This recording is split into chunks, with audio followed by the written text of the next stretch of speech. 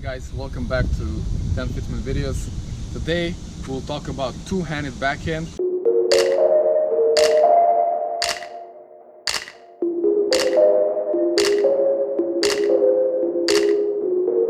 which is, I would say, one of more common backhands. I think today in the top players we can see more two-handed backhands, and there's of course some pros and cons, and I will talk about the main parts of the backhand and what I recommend, how you should play and how you should approach this shot. So first of all, I would start with the grip. What is the correct grip? And this is very common issue for many players. They're not sure how to hold it. There are different options how to hold the grip.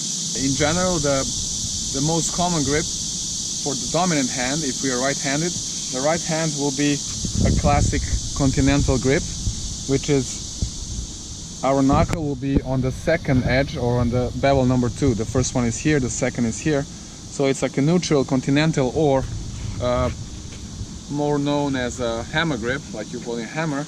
And then the left hand will come naturally on the side here. And this is actually going to be, if you're lefty, it's Eastern grip for the left-handed forehand. The knuckle is on this bevel, which is actually number 7, or on the opposite side it's number 3. So if we go, if this is 1, and then 2, 3, 4, on this side is 1, and then it's 8, 7. So this will be a Eastern grip on the forehand. So dominant hand here, and then the left hand there. This is, as I mentioned, the most common grip, but there's definitely different varieties, and in some cases, like let's say in more extreme players would play more topspin, the dominant hand would actually come to the top bevel with the knuckle. And this is also, in my case, this is how I hold my backhand. It's on the top, and the left one I still keep pretty much the same. I think also Rafa Nadal, except that he's opposite-handed here, his left is more on the top.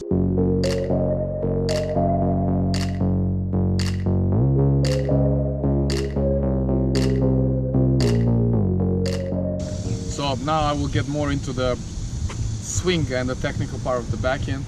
After we receive the ball coming and we do the split step, we're going to initiate the turn. We're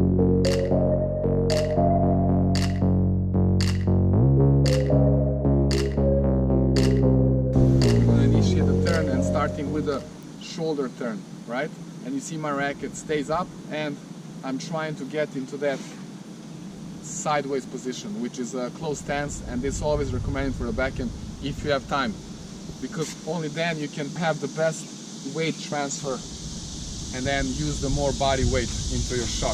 The next part, so once we turn as a master, we're going to make the step forward, and now it's still important to keep the racket pointing up to the sky. You will see, for example, Novak Djokovic, a very classical example for this. He has this racket in this position.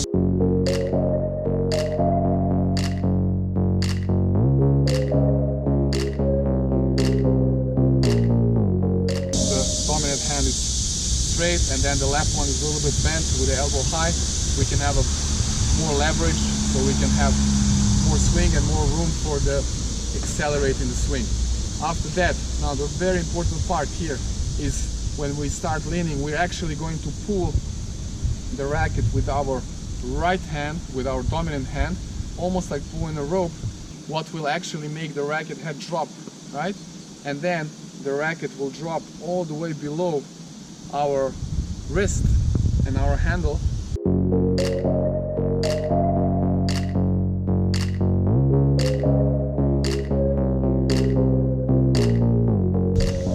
And then we're gonna go all the way forward into the contact point, where we're gonna actually straighten up the racket, and that's where the topspin action happens. We're gonna brush the ball and then lead with our left hand this time, all the way behind the shoulders.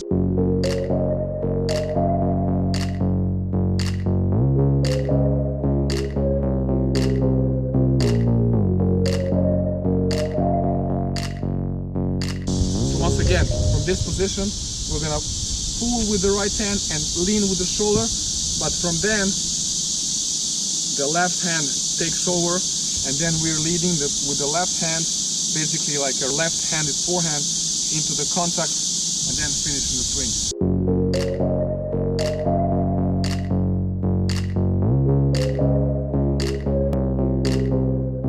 Again, it will all look together like this. Here, bam, slow motion will be like this.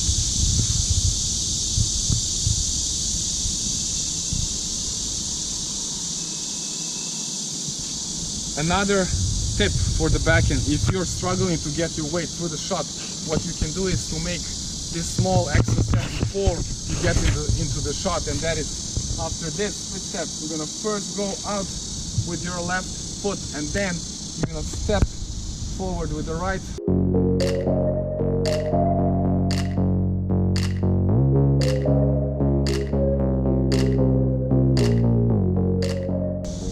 I'm in my position here, and then I can make much better weight control, because very often you will see players do this. They're gonna drop here. Of course, based on the ball, you will be pushed away from the court, but on the neutral balls, you want to get behind the ball, and then you want to step into the shot. Again, you want to go behind, step in. So, I hope this was helpful, guys. And let me know if this works for you and what you found difficult, or what you think it can be modified on the back end. I will accept any suggestions. Also, write down any comments or questions you have, any ideas for me to make a new videos, and definitely I will see you very soon in our next video.